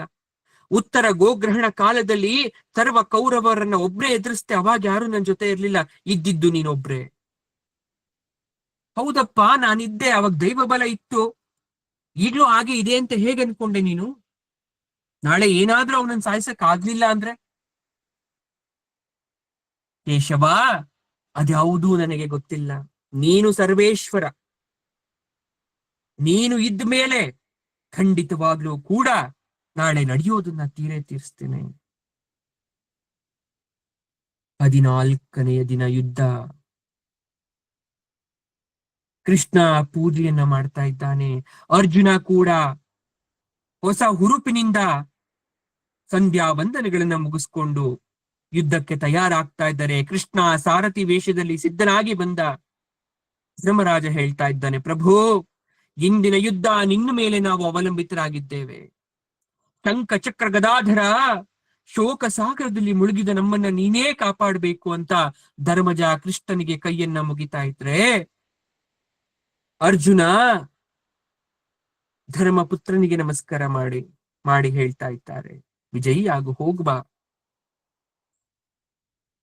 ಉಳಿದ ಪಾಂಡವರು ಕೂಡ ಕಪಟ ವರ್ತನೆಯಿಂದ ಬಹಳ ಕೋರಿತರಾಗಿದ್ದಾರೆ. ಹೇಗಾದ್ರೂ ಮಾಡಿ ಇವತ್ತು ಕೌರವರನ್ನ ಸಾಯಿಸ್ಬೇಕು ಅಂತ. ಆಗ ಕೃಷ್ಣ ಹೇಳ್ತಾ ಇದ್ದಾನೆ, ನಿನ್ನೆ ರಾತ್ರಿ ಜಪಾನುಷ್ಠಾನ ಹೇಗ್ ನಡೀತು ಅರ್ಜುನ? ಯಾಕಂದ್ರೆ ಹಿಂದಿನ ದಿವಸ ಕೃಷ್ಣನೇ ಅರ್ಜುನನಿಗೆ ಜಪಾನುಷ್ಠಾನವನ್ನ ಹೇಳ್ಕೊಟ್ಟಿರ್ತಾನೆ, ಇದನ್ನ ಮಾಡು, ನಾಳೆ ನೀನ್ ಗೆಲ್ತೀಯ ಅಂತ. ಆಗ ಅರ್ಜುನ ಹೇಳ್ತಾನೆ, ನೀನ್ ಇದ್ದ ಮೇಲೆ ಎಲ್ಲವೂ ಕೂಡ ಸಂಪನ್ನ ಆಗ್ಬೇಕಲ್ವಾ ಅಪ್ಪ. ಕನಸಲ್ಲಿ ರುದ್ರದೇವ ಪ್ರತ್ಯಕ್ಷನಾಗಿ ಪಾಶುಪತಾಸ್ತ್ರದ ಒಂದು ವಿಶೇಷವಾದಂತ ಮಂತ್ರವನ್ನ ಹೇಳ್ಕೊಟ್ಟು ಹೋಗಿರ್ತಾರೆ ಜಪಾನುಷ್ಠಾನದಲ್ಲಿ. ಇವತ್ತು ಅರ್ಜುನನಿಗೆ ರುದ್ರದೇವನ ವರಬಲ ಇತ್ತು. ಹಾಗಾಗಿ ಬಹಳ ಉರುಪಿನಿಂದ ಇದ್ದ. ಸೈಂಧವನ ವಧೆಯನ್ನ ಮಾಡಿಯೇ ತೀರ್ತೀನಿ ಅಂತ ಅನ್ಕೊಂಡಿದ್ದ. ಸೈಂಧವ ಧೃತರಾಷ್ಟ್ರನ ಒಬ್ಬನೇ ಅಳಿಯ, ದುಶ್ಶಳೆಯ ಗಂಡ. ಇವತ್ತು ಅರ್ಜುನನ ಕೈಲಿ ಅವನಿಗೆ ಮೃತ್ಯು. ಧೃತರಾಷ್ಟ್ರನಿಗೆ ಗೊತ್ತಾಗೋಯ್ತು, ಇವತ್ತು ನನ್ನ ಮಗಳು ವಿಧವೆ ಆಗ್ತಾಳೆ ಅಂತ. ಇರ್ತಕ್ಕಂತ ಒಬ್ಬಳೆ ಮಗಳು ಇವತ್ತು ಗಂಡನನ್ನ ಕಳ್ಕೊಂತಾಳಲ್ಲ ಅನ್ನೋ ಸುದ್ದಿ ಮೊದಲೇ ಅರ್ತಿದ್ದಂತ ಧೃತರಾಷ್ಟ್ರ ದುಃಖ ಪಡ್ತಾ ಇದ್ದಾನೆ. ಸಂಜಯ, ಇದೊಂದನ್ನು ನೋಡುವ ನನ್ನ ಹಣೆಯಲ್ಲಿ ಬಾಕಿ ಬರ್ದಿತ್ತಪ್ಪ. ಅಭಿಮನ್ಯುವಿನ ಕೊಂದ ಮೇಲೆ ನನವರು ಇನ್ನು ಬದುಕ್ತಾರ? ಇವತ್ತು ನನ್ನ ಮಗಳು ಕುಂಕುಮ ಭಾಗ್ಯವನ್ನು ಕಳ್ಕೊಳ್ತಕ್ಕಂಥ ದಿನನ ಏನ್ ಮಾಡಬಹುದು? ಆಗ ಸಂಜೆ ಹೇಳ್ತಾನೆ, ಎಲ್ಲ ಮುಗಿದ ಮೇಲೆ ಇವಾಗ ಯೋಚಿಸಿ ಪ್ರಯೋಜನ ಇಲ್ಲ. ನೀರೆಲ್ಲ ಹರಿದು ಹೋದ ಮೇಲೆ ಸೇತುವೆ ಕಟ್ಟಿದ್ರೆ ಏನ್ ಪ್ರಯೋಜನ ದೊರೆ? ಕುಲಪುತ್ರನಾದ ಧರ್ಮ ರಾಜನಿಗೆ ನೀವೇನಾದ್ರೂ ಅಧಿಕಾರವನ್ನ ವಹಿಸಿದ್ರೆ ಇವತ್ತು ಹಸ್ತಿನಾವತಿ ಸುಭಿಕ್ಷವಾಗಿರ್ತಿತ್ತು. ನೀವು ವಹಿಸಿದು ದುರುಳನಾದ ನಿಮ್ಮ ಮಗನಿಗೆ. ಅನುಭವಿಸಿ ಅಂತ ಹೇಳ್ದ. 14ನೆಯ ದಿವಸ ದ್ರೋಣ ಶಕಟ ಅಥವಾ ಅರ್ಧ ಪದ್ಮ ವ್ಯೂಹವನ್ನ ನಿರ್ಮಾಣ ಮಾಡಿದ್ದಾನೆ. ಅಂದ್ರೆ 100,000 ಕುದುರೆ ಸವಾರ ವೀರರು, 10,000 ರಥಗಳು, 14,000 ಗಜಾರೋಹಿಗಳು, 21,000 ಕಾಲಾಳುಗಳು 3 ಗತಿವ್ಯೂಹದ ಅಗಲದಲ್ಲಿ ರಚನೆ ಮಾಡಿದ್ದಾನೆ. ಮಧ್ಯ ಸೈಂಧವನನ್ನ ನಿಲ್ಸ್ಕೊಂಡಿದ್ದಾರೆ. ಯಾರು ಬರಬಾರ್ದು, ಬರ್ಬೇಕು ಅಂದ್ರೆ ಇಷ್ಟು ಜನರನ್ನ ದಾಟಿ ಬರ್ಬೇಕು ಅಂತ. ಅವನ ರಕ್ಷಣೆಗೆ 10,000 ಪಡೆಗಳು ನಿಂತ್ಕೊಂಡಿದ್ದಾರೆ. ಗಜಸೇನೆ ಇದೆ. ದುಶ್ಯಾಸನ ವಿಕರ್ಣಾದಿಗಳು ಅವನ ರಕ್ಷಣೆಗೆ ನಿಂತ್ಕೊಂಡಿದ್ದಾರೆ. ತಾವರೆ ಹೂವಿನಂತೆ ಇರೋದೇ ಪದ್ಮವ್ಯೂಹ. ಅದು ಎಷ್ಟು ದೂರ ಗೊತ್ತಾ? 18 ಮೈಲಿ 12 ಗವ್ಯೂತಿ, ಅಂದ್ರೆ 72 ಮೈಲಿ ಉದ್ದ ಇತ್ತು, 18 ಮೈಲಿ ಅಗಲ ಇತ್ತು. ಅಷ್ಟು ದೊಡ್ಡ ವ್ಯೂಹಕ್ಕೂ ಸೇನಾ ರಚನೆ. ಇಮ್ಯಾಜಿನ್ ಮಾಡ್ಕೊಳ್ಳಿ, 18 ಮೈಲಿ ಅಂದ್ರೆ ಎಷ್ಟು ದೂರ ಆಯ್ತು. ಸೂಜಿಯ ಮುಖ ಕೂಡ ಕಾಣಿಸ್ತಾ ಇರೋರ್ ತರ ನಿಂತ್ಕೊಂಡಿದ್ದಾರೆ. ಅಲ್ಲಿ ಸೈಂಧವನನ್ನ ಹುಡುಕೋದೇ ದೊಡ್ಡ ಕಷ್ಟಕರ, ಅವನನ್ನ ಮುಟ್ಟೋದೇ ದೊಡ್ಡ ಕಷ್ಟಕರ. ಆ ಕಮಲದ ಮೊಗ್ಗಿರುತ್ತಲ್ಲ ಒಳಭಾಗ, ಆ ಒಳಭಾಗದ ಮೊಗ್ಗಲ್ಲಿ ಸೈಂಧವ ಇದ್ದಾನೆ. ಗರ್ಭ ಅಂತ ಕರಿತೀವಿ, ಕಮಲದ ಗರ್ಭದಲ್ಲಿ. ಕಾಂಬೋಜ, ಜಲಸಂಧ, ದುರ್ಯೋಧನ, ಕರ್ಣ, ಶತಸಹಸ್ರ ಯೋಧರು ಎಲ್ಲರೂ ಅವನನ್ನ ಸುತ್ತುವರಿಸ್ಕೊಂಡಿದ್ದಾರೆ. ಅವನಿಗೆ ಬಿಳಿ ಉಡುಪನ್ನ ತೊಡಿಸಿದ್ದಾರೆ, ಯಾಕಂದ್ರೆ ಕಾಣಿಸ್ಬಾರ್ದು ಅಂತ. ಸ್ವಯಂ ದ್ರೋಣನೆ ನಿಂತ್ಕೊಂಡಿದ್ದಾನೆ, ಮಹಾಕಾಲ ರುದ್ರನ ರೀತಿ. ಕಂದು ಬಣ್ಣದ ಕುದುರೆ ಇದೆ ಅವನ ಹತ್ರ, ಬಿಳಿ ಬಣ್ಣದ ಬಟ್ಟೆ ಹಾಕೊಂಡಿದ್ದಾನೆ, ಕೃಷ್ಣಾಜಿನ ಧ್ವಜ ಧರಿಸ್ಕೊಂಡಿದ್ದಾನೆ, ಅಗ್ನಿಯ ರೀತಿಯಾದಂತ ರಥವನ್ನ ಹತ್ಕೊಂಡು ನಿಂತ್ಕೊಂಡಿದ್ದಾನೆ. ಅವನ ಯೋಗ ಶಕ್ತಿಗೆ ಮರುಳಾದವರಿಲ್ಲ. ಇಷ್ಟೆಲ್ಲ ಇದೆ, ಆದ್ರೆ ಅಷ್ಟರಲ್ಲಿ ಅಪಶಕುನ. ಇನ್ನೇನು ನಾವು ಗೆದ್ವಿ ಅನ್ನೋಷ್ಟರಲ್ಲಿ ಅಪಶಕುನ ಇದೆ ನೋಡಿ. ಯಾವುದೇ ಒಂದು ಕಾರ್ಯ ಮಾಡ್ಬೇಕಾದ್ರೆ ಅಪಶಕುನ ಬಂದ್ರೆ ಕಷ್ಟಕರ. ಅರ್ಜುನನ ರಥದ ಮುಂದೆ ಕಾಗೆಗಳ ಹಿಂಡು ಕೌರವ ಸೈನ್ಯದತ್ತ ಹಾರ್ಕೊಂಡು ಬರ್ತಾ ಇದೆ. ಯಾಕಂದ್ರೆ ಕೌರವರ ಜಾತಕಗಳಿಗೆ ಅವತ್ತು ರೌದ್ರ ಮುಹೂರ್ತ ಇತ್ತು. ರೌದ್ರ ಮುಹೂರ್ತ ಅಂದ್ರೆ ಕೆಟ್ಟು ಮುಹೂರ್ತ. ಕೆಟ್ಟು ಕೆಟ್ಟು ಶಬ್ದ ಮಾಡ್ತಾ ಬರ್ತಾ ಇದ್ದಾವೆ. ಭೂಕಂಪನ ಸದ್ದು ಕೇಳಿಸ್ತಾ ಇದೆ. ಈ ಕಡೆ ಯುದ್ಧ ಆರಂಭ ಆಗ್ತಾ ಇದೆ. ಸೈಂಧವನ ವಧೆಗೆ ಸಂಚು ರೆಡಿ ಆಗಿದೆ. ದುರ್ಮರ್ಶನ ಅರ್ಜುನನ್ನೇ ಎದುರಿಸ್ತಾ ಇದ್ದಾನೆ. ಈ ಕಡೆ ದೇವದತ್ತ ಅಂತಕ್ಕಂಥ ಶಂಖವನ್ನ ಅರ್ಜುನ ಊದಿದ್ರೆ, ಪಾಂಚಜನ್ಯ ಅಂತಕ್ಕಂಥ ಶಂಖವನ್ನ ಕೃಷ್ಣ ಊದ್ತಾ ಇದ್ದಾರೆ. ಅದೇ ಕ್ಷಣ ಅದ್ಭುತವಾದ ಕೈ ಚಳಕ ನಡೀತಾ ಇದೆ. ಶತ್ರುಗಳ ತಲೆ ಕರ್ಣ ಕುಂಡಲ ಸಹಿತವಾಗಿ ಅರ್ಜುನ ಕತ್ತರಿಸ್ತಾ ಬರ್ತಾ ಇದ್ದಾನೆ. ಸಾವಿರ ಸಾವಿರ ತಲೆಗಳು ತಾಳೆ ಹಣ್ಣುಗಳ ರೀತಿ ಉದುರಿ ಹೋಗ್ತಾ ಇದ್ದಾವೆ.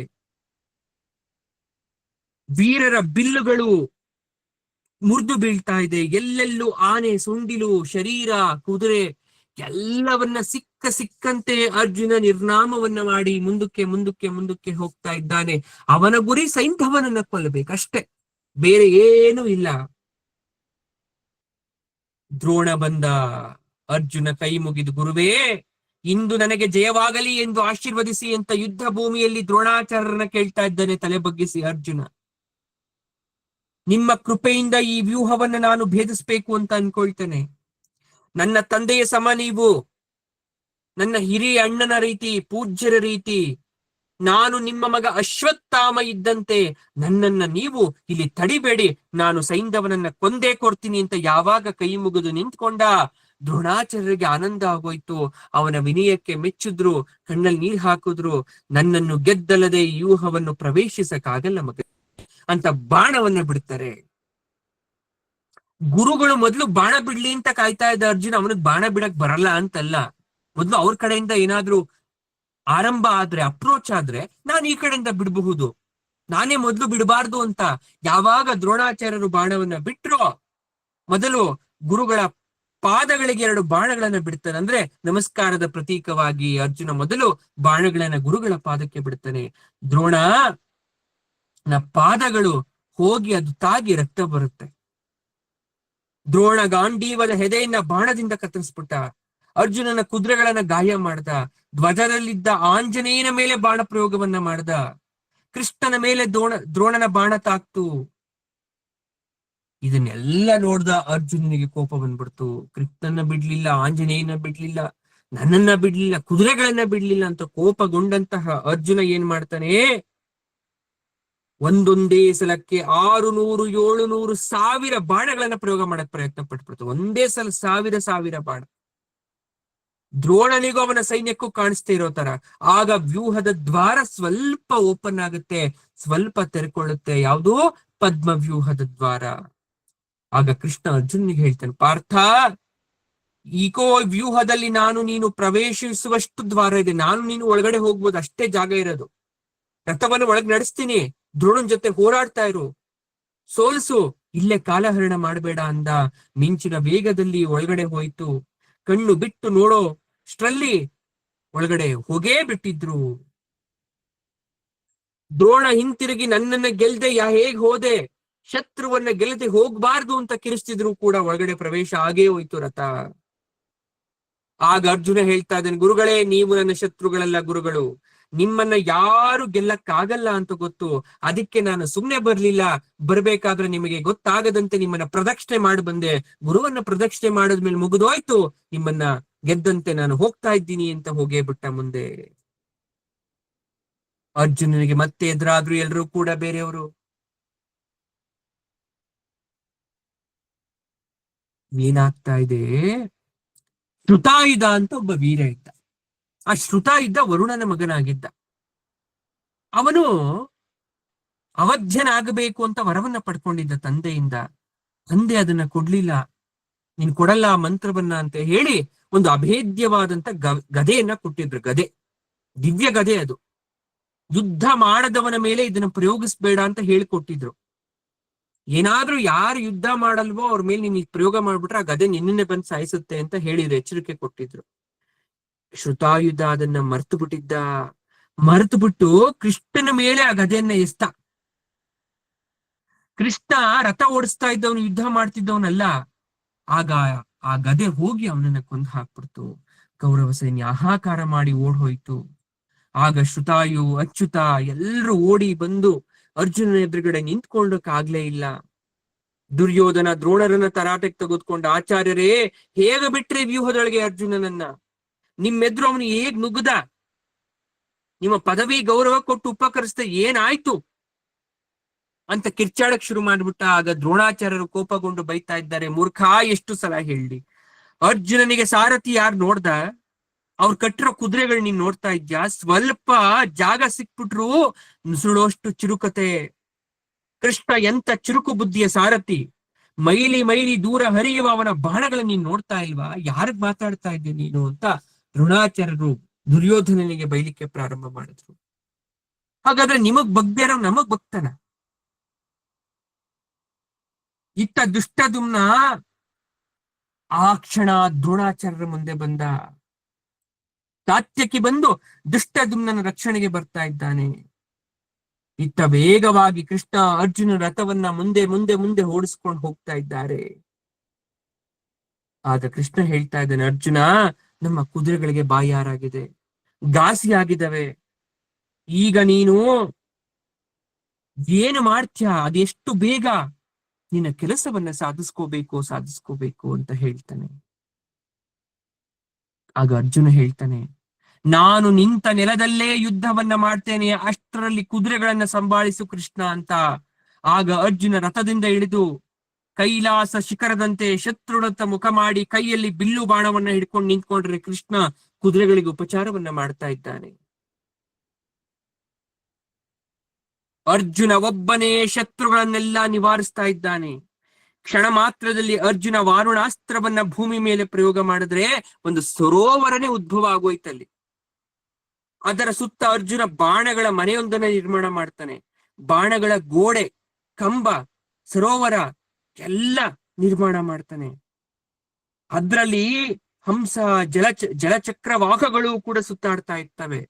ಅಂದ್ರೆ ಯಾವ ಉದ್ದೇಶಕ್ಕೋಸ್ಕರ ಅದನ್ನ ನಿರ್ಮಾಣ ಮಾಡ್ದ ಅಂದ್ರೆ ಆ ಶತ್ರುಗಳ ವಿಚಲಿತವನ್ನ ಮಾಡ್ಲಿಕ್ಕೆ.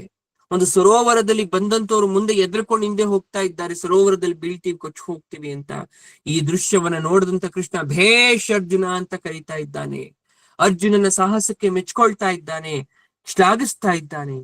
ಈ ಚಮತ್ಕಾರವನ್ನ ನೋಡಿ ಕೌರವ ಸೇನೆ ಬೆಚ್ಚಿ ಬೀಳ್ತಾ ಇದೆ. ಸೂರ್ಯ ಮಧ್ಯಾಹ್ನದ ನೆತ್ತಿಯಿಂದ ಇಳಿತಾ ಇದ್ದಾನೆ.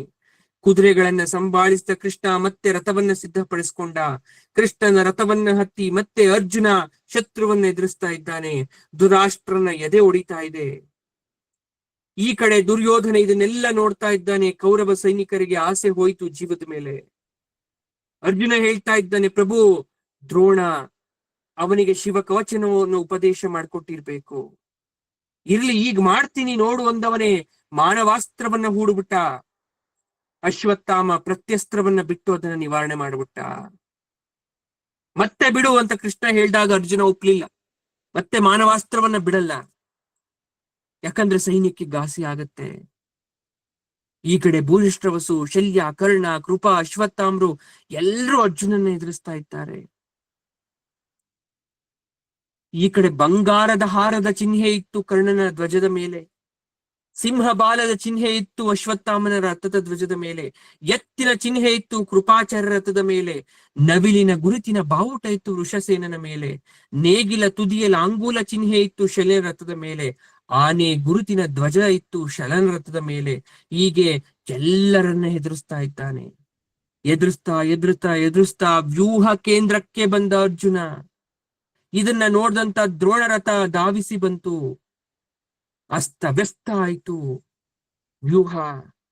ಅರ್ಜುನನ ಬಾಣಗಳಿಗೆ ಅದೆಷ್ಟೋ ಜನರು ಓಡಿ ಹೋದ್ರು.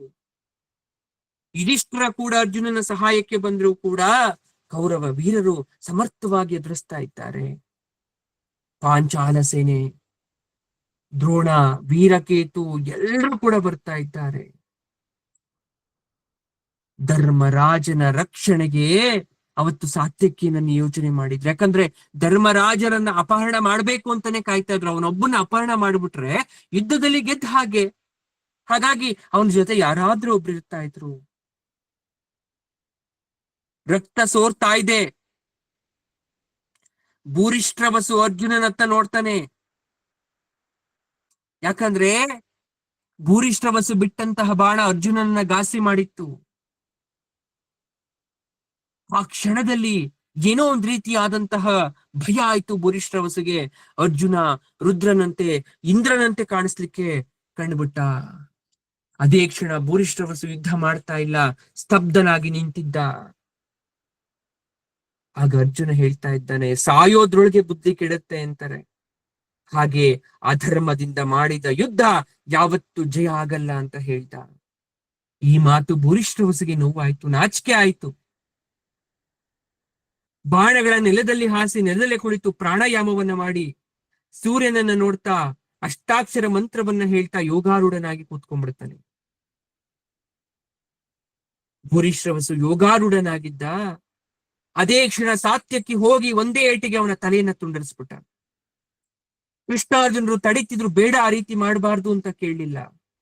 ಯಾಕಂದ್ರೆ ಅಭಿಮನ್ಯುವಿನ ಕೊಲ್ಲಬೇಕಾದ್ರೆ ಎಲ್ಲಿ ಹೋಗಿತ್ತು ಧರ್ಮ? ಅದೇ ಧರ್ಮ ನಾವು ಅನುಸರಿಸ್ಬೇಕು ಅಂತ ಆ ಕೆಲಸ ಮಾಡ್ಬಿಟ್ರು. ಇಷ್ಟಾದ್ರೂ ಅರ್ಜುನನನ್ನ ಸಾತ್ಯಕಿಯ ಕಾರ್ಯವನ್ನ ಒಪ್ಲಿಲ್ಲ. ಅರ್ಜುನ ಮೆಚ್ಚಲಿಲ್ಲ. ಯಾಕಂದ್ರೆ ಭೂರಿಷ್ಟ್ರವಸು ಶಿವನ ಪರಮ ಭಕ್ತ. ದಾನ ಧರ್ಮ ಮಾಡಿ ಬಲತೋಳು ಪವಿತ್ರವಾಗಿತ್ತು, ಅವನ ತಲೆ ಕೂಡ ಅಷ್ಟೇ ಪವಿತ್ರವಾಗಿತ್ತು. ಆ ತಲೆಯನ್ನ ತಗೊಂಡು ಹೋಗಿ ಒಂದು ವಿಶೇಷವಾದಂತ ಜಾಗದಲ್ಲಿಟ್ಟು ಸನ್ಮಾನ, ಅಂದ್ರೆ ಅದಕ್ಕೆ ಗೌರವವನ್ನ ಸೂಚಿಸ್ತಾರೆ.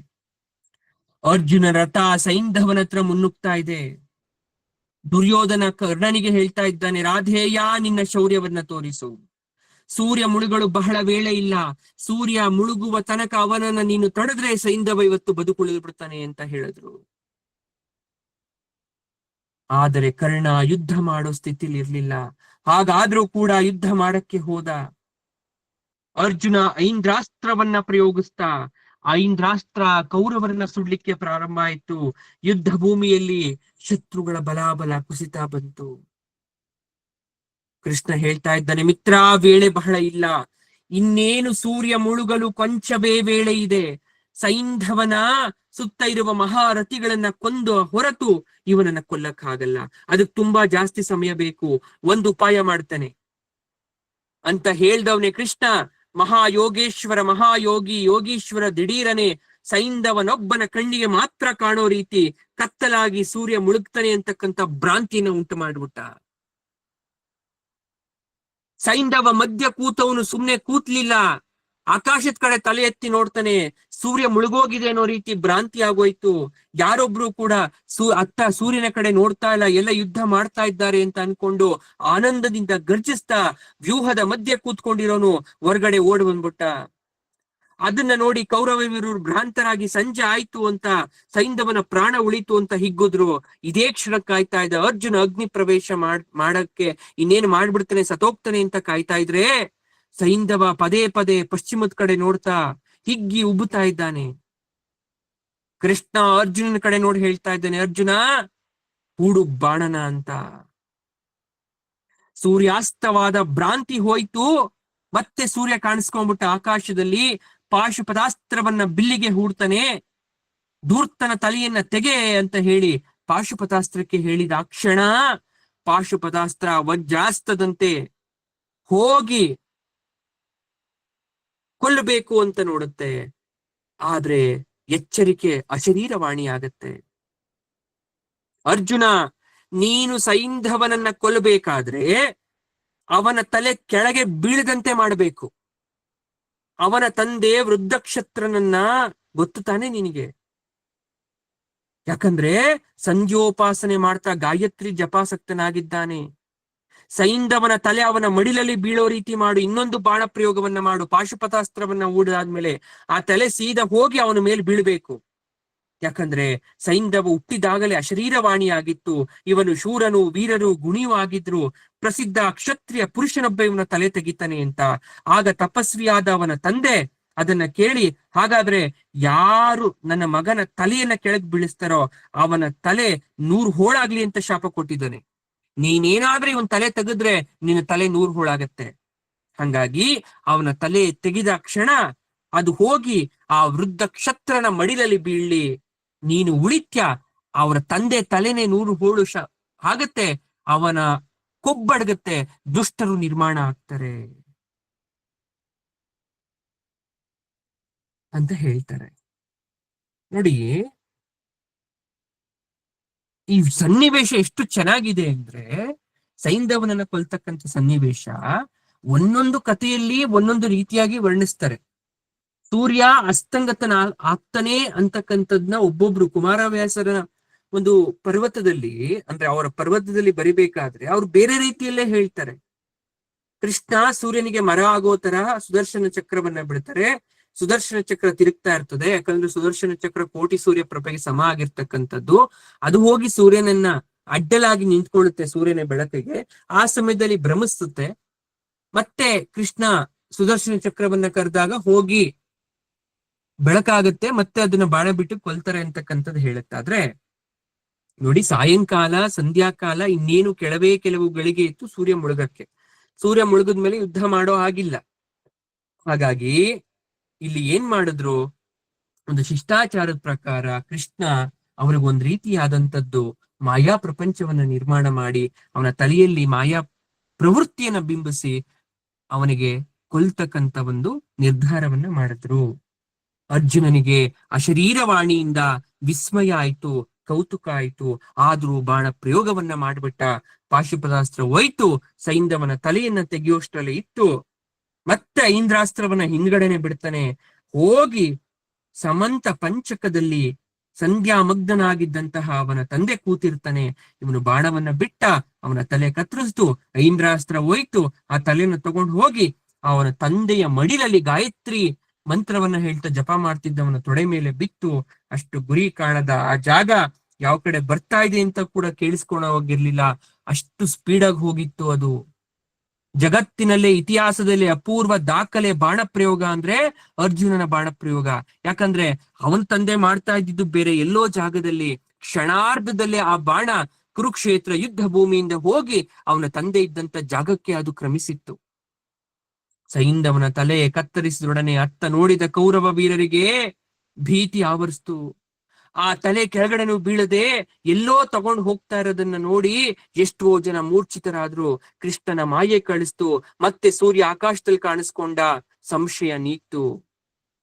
ವೃದ್ಧ ಕ್ಷತ್ರನ ಮಡಿಲಲ್ಲಿ ಹಾಕೋದಕ್ಕೂ ಅವನು ಜಪ ಮುಗಿಸಿ ಗಾಯತ್ರಿ ಉಪಸ್ಥಾನಕ್ಕೆಂದು ಮೇಲಕ್ಕೇಳೋದಕ್ಕೂ ಸರಿ ಹೋಯ್ತು. ಆ ತಲೆ ಉರುಳಿದ್ರಿಂದ ಇಮಮ್ಮೆ ವರುಣ ಅಂತ ಹೇಳೋದಕ್ಕೆ ಮುಂಚೆನೆ ಆ ಮುದುಕನ ತಲೆ ಸ್ಫೋಟಿಸ್ಬಿಟ್ಟಿತ್ತು. ಇಂತಹ ಅಘಟಿತ ಘಟಾ ಸಾಮರ್ಥ್ಯವನ್ನ ಕಂಡ ಕೌರವರು ಉಡುಗಿ ಹೋಗಿದ್ರು. ಅದೇ ಕ್ಷಣ ಕೃಷ್ಣ ಪಾಂಚಜನ್ಯವನ್ನ ಉತ್ತನೆ, ಅರ್ಜುನ ದೇವದತ್ತವನ್ನ ಉತ್ತನೆ. ದೂರದಲ್ಲಿ ಧರ್ಮಜ ನೋಡಿ ನಿಟ್ಟುಸಿರನ್ನ ಬಿಡ್ತಾರೆ. ಆಗ ಅರ್ಜುನ ಓಡಿ ಬಂದು ಕೃಷ್ಣನಿಗೆ ಕೈ ಮುಗಿದು ಹೇಳ್ತಾನೆ, ಕೃಷ್ಣ, ನೀನಿಲ್ಲದಿದ್ದರೆ ನನ್ನ ಪ್ರತಿಜ್ಞೆ ಸಾಧ್ಯ ಆಗ್ತಾ ಇರ್ಲಿಲ್ಲ. ಆಲಂಗಿಸಿ ಧನ್ಯತೆಯಿಂದ ಕಣ್ಣೀರನ್ನ ಹಾಕ್ತಾನೆ. ಅಂದಿಗೆ ಅವತ್ತಿನ ಯುದ್ಧ ಸಮಾಪ್ತಿಯಾಯಿತು. 14ನೆಯ ದಿನದ ಯುದ್ಧ ಸೈಂಧವನ ಮರಣದೊಂದಿಗೆ ಮುಕ್ತಾಯ ಆಗಿತ್ತು. ಮುಂದೆ 14ನೇ ದಿನದ ಯುದ್ಧ. ಆ ರಾತ್ರಿ ಎಲ್ಲರಿಗೂ ದುಃಖದ ರಾತ್ರಿ ಕೌರವ ಪಾಳ್ಯಕ್ಕೆ. ಕೃಷ್ಣನ ಮಾಯೆ ಎಲ್ಲರೂ ಟೀಕಿಸ್ತಾ ಇದ್ದಾರೆ. ಸಮಾಧಾನ ಮಾಡೋರು ಯಾರೂ ಇರ್ಲಿಲ್ಲ. ದುರ್ಯೋಧನ ದ್ರೋಣನ ಮೇಲೆ ಅತಿ ಮಾನುಷವಾಗಿರ್ತಕ್ಕಂಥ ಮಾತುಗಳನ್ನು ಹೇಳ್ತಾ ಇದ್ದಾರೆ. ಮುಂದೆ ಏನ್ ಮಾಡ್ಬೇಕು ಅಂತಕ್ಕಂಥ ನಿರ್ಧಾರದಲ್ಲಿದ್ದಾರೆ.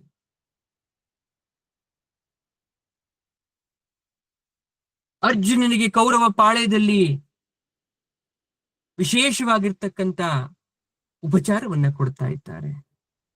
ಮಾರ್ಗಶಿರ ಕೃಷ್ಣ ಚತುರ್ಥಿಯ ರಾತ್ರಿ ಅವತ್ತು ಕೃಷ್ಣ ಚತುರ್ಥಿ. ಲಕ್ಷಾಂತರು ಸೈನಿಕರು ಸಿದ್ಧ ಮಾಡ್ಕೊಂತ ಇದ್ದಾರೆ. ದುರ್ಯೋಧನನಿಗೆ ಅವತ್ತು ಸೈಂಧವ ವಧೆಯಿಂದ ಕೋಪ. ಗೆಲ್ಲಬೇಕಿತ್ತು ಇಲ್ಲ ಸಾಯ್ಬೇಕಿತ್ತು ಅಂತ ನಿರ್ಧಾರ ಬೇರೆ ಮಾಡ್ಬಿಟ್ಟಿದ್ದಾನೆ. ಈ ಕಡೆ ಭೀಮನಿಗೆ ಯಾವುದೋ ಮುನ್ಸೂಚನೆ ಗೊತ್ತಾಯ್ತು. ತನ್ನ ಪುತ್ರನಾದ ಘಟೋತ್ಕಚನನ್ನ ಸ್ಮರಿಸಿ ಕರೆಸ್ಕೊಂಡ, ಪುತ್ರ, ಈ ರಾತ್ರಿ ಯುದ್ಧದಲ್ಲಿ ನಿನ್ನನ್ನ ಮೀರ್ಸೋರಿಲ್ಲ. ಕೌರವ ಸೈನ್ಯವನ್ನ ತೊಡೆದು ಹಾಕು ಅಂತ. ಯಾಕಂದ್ರೆ ಅವತ್ತು ಯುದ್ಧ ಆಗ್ತಾ ಇದೆ, ಬೆಳಗ್ಗೆ ಎಲ್ಲ ರಾತ್ರಿ.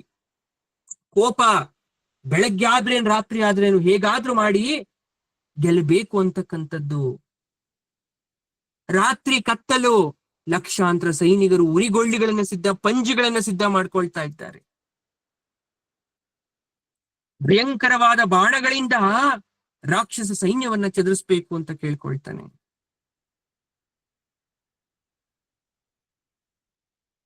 ಮುಂದೆ ಏನಾಗ್ತಾ ಇದೆ ಅಂದ್ರೆ, ಘಟೋತ್ಕಚ ಬಂದ. ದುರ್ಯೋಧನ ಬೆರಗಾದ ಘಟೋತ್ಕಚನನ್ನ ನೋಡಿ ಭೀತನಾದ. ಯಾವಾಗ ಘಟೋತ್ಕಚನನ್ನ ನೋಡಿದ್ರು ಕೌರವರಿಗೆ ಭಯ ಆವರಿಸಲಿಕ್ಕೆ ಶುರುವಾಯ್ತು. ಸೋಮದತ್ತ ಮೂರ್ಛೆ ಹೋದ. ಭೀಮ ರಾತ್ರಿ ವಾಲ್ಮೀಕನನ್ನ ಸಾಯಿಸಾಕ್ತ. ಧಾರ್ತರಾಷ್ಟ್ರರನ್ನ ಕೊಂದು ಹಾಕಿದ್ದ. ಘಟೋತ್ಕಚನ ಆರ್ಭಟಕ್ಕೆ ಯಾರು ನಿಲ್ಲಕ್ಕಾಗ್ತಾ ಇಲ್ಲ. ಅದೇ ಸಮಯದಲ್ಲಿ ದುರ್ಯೋಧನ ಓಡಿ ಹೋದವನೇ ಕರ್ಣನನ್ನ ಬೇಡ್ತಾ ಇದ್ದಾನೆ, ಕರ್ಣ, ಹೇಗಾದ್ರೂ ಮಾಡಿ ಅವನನ್ನ ರಕ್ಷಿಸು, ಹೇಗಾದ್ರೂ ಮಾಡಿ ಅವನನ್ನು ರಕ್ಷಿಸುವ ಉಪಕಾರವನ್ನ ಮಾಡುವಂದಾಗ, ಮಿತ್ರ ಹೆದರಬೇಡ, ಇಂದ್ರ ಶಕ್ತಿಯನ್ನ ನಾನು ಪ್ರಯೋಗ ಮಾಡ್ತೇನೆ. ಯಾಕಂದ್ರೆ ಇಂದ್ರ ವರವನ್ನ ಕೊಟ್ಟಿದ್ದ, ಅದನ್ನ ಅರ್ಜುನನ ಮೇಲೆ ಪ್ರಯೋಗ ಮಾಡಬೇಕು ಅಂತ ಅನ್ಕೊಂಡಿದ್ದ. ಆದ್ರೆ ವಿಧಿ ಇಲ್ಲದೆ ಕರ್ಣ ಇಂದ್ರ ಶಕ್ತಿಯನ್ನು ಪ್ರಯೋಗಿಸ್ತಾ ಇದ್ದಾನೆ. ಹಿಂದೆ ಪ್ರಯೋಗ ಮಾಡ್ಬಿಡ್ತೇನೆ ಅಂತ ಹೇಳ್ತಾ ಇದ್ದಾನೆ. ಆಗ ಕೃಪಾಚಾರ್ಯರು ಹೇಳ್ತಾ ಇದ್ದ, ಕರ್ಣ ಬೇಡ, ಇಂತಹ ಅಮೂಲ್ಯವಾದ ಅಸ್ತ್ರವನ್ನ ನೀನು ಭೀಮ ಅಥವಾ ಅರ್ಜುನನ ಮೇಲೆ ಪ್ರಯೋಗ ಮಾಡಬೇಕು. ಇವತ್ತೇ ಮಾಡ್ಬಿಟ್ರೆ ಮುಂದೆ ನಿನ್ನ ಹತ್ರ ಅಸ್ತ್ರ ಇರಲ್ಲ ಅಂತ ಹೇಳ್ದ. ಆದ್ರೆ ಅವನ ಮಾತನ್ನ ಕೇಳದ ಕರ್ಣ ಅವನ ಮೇಲೆ ಇಂದ್ರನ ಅಸ್ತ್ರವನ್ನ ಪ್ರಯೋಗ ಮಾಡ್ಲಿಕ್ಕೆ ಶುರು ಮಾಡ್ದ. ಘಟೋದ್ಗಜನ ಸಾವಾಯ್ತು. ಆಗ ಮುಂದೆ ನಾನಾ ರೀತಿಯಾದಂತಹ ಯುದ್ಧ ಆಗ್ತಾ ಇದೆ. ಕರ್ಣನಿಗೂ ಘಟೋದ್ಗಜನಿಗೂ ಘೋರವಾದ ಯುದ್ಧದಲ್ಲಿ ಕರ್ಣ ಇಂದ್ರಶಕ್ತಿಯನ್ನ ಪ್ರಯೋಗಿಸಿ ಘಟೋದ್ಗಜನನ್ನ ಸಾಯಿಸ್ತಾ. ಘಟೋದ್ಗಜನ ಬಳಿ ಕೂಡ ರುದ್ರನ ದಿವ್ಯ ಶಕ್ತಿ ಇತ್ತು, ನಾನಾ ಮಾಯಾ ವಿದ್ಯೆ ಇತ್ತು, ಮಾಯಾಸ್ತ್ರ ಇತ್ತು, ಅಲಾಯುಧ, ಐಷ, ಕೋಬೇರ, ಐಶಿಕ ಎಲ್ಲ ಇತ್ತು. ಆದ್ರೆ ಅವನನ್ನ ಸಾಯಿಸುವಂತ ಪ್ರಸಂಗ ಬಂತು. ದ್ರೋಣ ನಿಟ್ಟಿಸಿರು ಬಿಟ್ಟಿದ್ದ. ಮುಂದೆ ಮರ್ಮ, ಘಟೋದ್ಗಜನ ಒಂದು ವಧೆಯಲ್ಲೂ ಕೂಡ ಮರ್ಮ ಮಾಡಿದ್ದ ಕೃಷ್ಣ. ಯಾಕಂದ್ರೆ ಬೇಕು ಅಂತಲೇ ಘಟೋದ್ಗಜನಿಗೆ ಉಪಾಯ ಹೇಳ್ಕೊಟ್ಟಿದ್ದ. ನೀನು ಬಹಳ ಕ್ರೂರವಾಗಿ ವರ್ತಿಸು, ನೀನು ನಿನ್ನ ತಂದೆಗೋಸ್ಕರ ಪ್ರಾಣವನ್ನ ತ್ಯಾಗ ಮಾಡ್ಲೇಬೇಕು, ಯಾಕಂದ್ರೆ ಅವನಲ್ಲಿರ್ತಕ್ಕಂಥ ಇಂದ್ರ ಶಕ್ತಿ ನಾಶ ಆಗಬೇಕು, ಅದನ್ನ ನಿನ್ ಮೇಲೆ ಪ್ರಯೋಗ ಮಾಡ್ಬೇಕು ಅಂತ ಮೊದಲೇ ಕೃಷ್ಣ ಹೇಳ್ಕೊಟ್ಟಿದ್ದ. ಮೂರ್ಖನಾದಂತಹ ಶಕ್ತ ಇಂದ್ರ ಶಕ್ತಾಯುಧವನ್ನ ನೀನು ವಧೆಗಾಗಿ ಉಪಯೋಗ ಮಾಡ್ಕೋಬೇಕು, ಯಾಕಂದ್ರೆ ಅರ್ಜುನನ ವಧೆಗಾಗಿ ಅಂತ ಅದನ್ನ ಮೀಸಲಿಟ್ಕೊಂಡಿದ್ದಾನೆ. ಅದು ನಿನ್ನ ವಧೆಗಾಗಿ ಆಗ್ಲಿ ಅಂತ ಅರ್ಜುನ ಹೇಳ್ಕೊಟ್ಟಿದ್ದ. ಅದರಂತೆ ಅದನ್ನ ಪ್ರಯೋಗ ಮಾಡಿ ಘಟೋದ್ಗಜನ ಸಾವಾಗಿತ್ತು. ಮುಂದೆ ಮತ್ತಷ್ಟು ವಿಚಾರ 15ನೇ ದಿವಸದ ಯುದ್ಧಕ್ಕೆ ನಾವು ನೋಡ್ಬೇಕಾಗತ್ತೆ. ಕಡೆಯ ಭಾಗದ ಯುದ್ಧ 15, 16, 17, 18 ದ್ರೋಣಾಚಾರ್ಯರು ಇನ್ನು ಬದುಕಿದ್ದಾರೆ, ಅವರ ಸಾವಾಗ್ಲಿಲ್ಲ. ಅವರ ನಂತರ ಅಧಿಕಾರಕ್ಕೆ ವಹಿಸ್ಕೊಂಡಂತಹ ಕರ್ಣ ಬರಬೇಕು, ಕರ್ಣನ ಅಂತ್ಯ ಆಗಬೇಕು, ಉಳಿದ ಕೌರವ ವೀರರು ಕೂಡ ಹೋಗ್ಬೇಕು, ದುಶ್ಯಾಸನನ ವಧೆಯಾಗಬೇಕು, ಕಡೆಯಲ್ಲಿ ದುರ್ಯೋಧನನ ವಧೆ ಕೂಡ ಆಗಬೇಕು. 18 ದಿನಗಳ ಯುದ್ಧದ ಕಡೆಯ ಭಾಗ ಇನ್ನಷ್ಟು ರೋಚಕ ತಿರುವಿರುತ್ತೆ. ಹೀಗೆ ಪ್ರತಿಯೊಂದು ದಿನದ ಯುದ್ಧದಲ್ಲೂ ಕೂಡ ಕಲಿತಕ್ಕಂಥದ್ದು, ಕೇಳ್ತಕ್ಕಂಥದ್ದು ಸಾಕಷ್ಟಿರುತ್ತೆ. ಶತ್ರುಗಳ ಬಲಾಬಲ ಅದೆಷ್ಟೇ ಇದ್ರೂ ಕೂಡ, ಅದೆಷ್ಟೇ ರೀತಿಯಾದಂತಹ ಉನ್ನಾರಗಳು ಮಾಡಿದ್ರು ಕೂಡ ಭಗವಂತನ ಮುಂದೆ ಅದಾವುದೂ ಕೂಡ ನಡೆಯಲ್ಲ. ನಿಮಗ್ ಸಾವು ಬರ್ಲೇಬೇಕು ಅಂತಿದ್ರೆ ಅದು ಯಾವುದೇ ರೀತಿಯಲ್ಲಿ ಬೇಕಾದ್ರೂ ನಿಮ್ಮನ್ನ ಬಂದು ಅದು ತಲುಪಲೇಬಹುದು. ಇದೇ ಪರಮಾತ್ಮನ ಉನ್ನಾರ. ಹಾಗಾಗಿ ಹೇಳೋಣ, ಸರ್ವಂ ಶ್ರೀ ಕೃಷ್ಣಾರ್ಪಣಮಸ್ತು ಅಂತ. ಧನ್ಯವಾದ.